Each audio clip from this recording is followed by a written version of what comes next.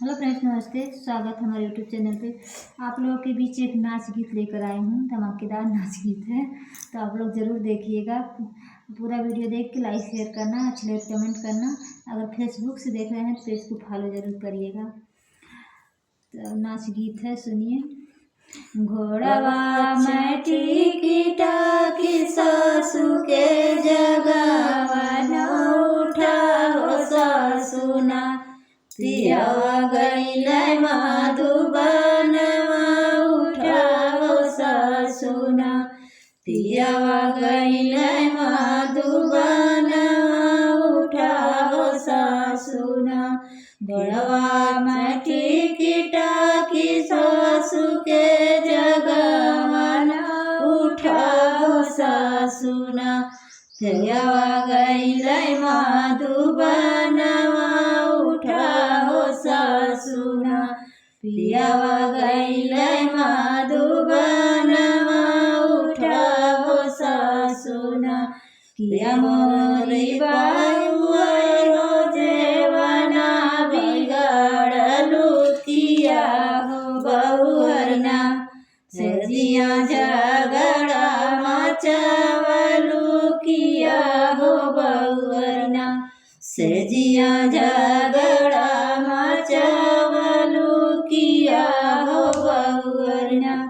नहीं मोरी सासू हो जेवना बिगड़ई, नहीं हो सासुना सजिया झगड़ा मचावलै, नहीं हो सासुना सजिया झगड़ा मचावली, नहीं हो सासुना सजिया झगड़ा मचावली, नहीं हो सासुना।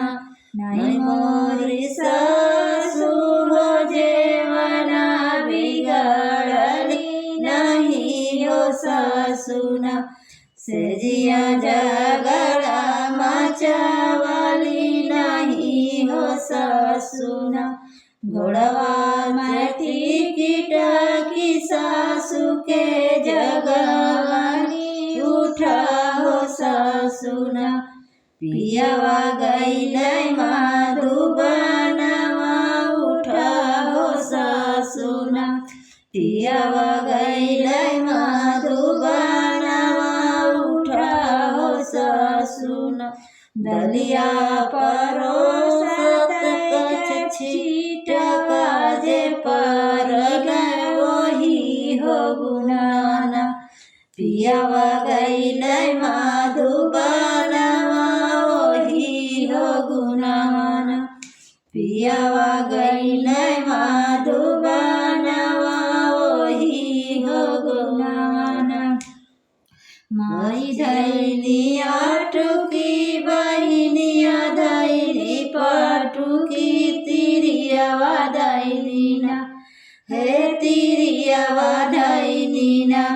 उनके घोड़े कैला गमिया तिरियावा धैली ना, उनके घोड़े कैला गमिया तिरियावा धैली ना। छोड़ा मैठी घोड़वा मैं टिकिटा की सासू के जगवा उठा हो सासुना, पियावा गइलै मधुबनवा उठा हो सासुना, पियावा गइलै मधुबनवा उठा हो सासुना। घोड़वा छोड़ा माइया टुकी बहिनिया छोड़ा पाटुकी, तिरियावा छोड़ाना हमारे रियावा छोड़ाना। हमारे घोड़े कैला गमिया तिरियावा छोड़ाना, हमारे घोड़े कैला गमिया तिरियावा छोड़ाना। माई लइबै पियरी बहिनिया लइबै चुनरी, तुही के लइयाना लइबै माई कैसे दूरवा लई लई बचुयारी बहिनिया लई बचुनर तोही को लैयाना लई बै मंगिया कैसे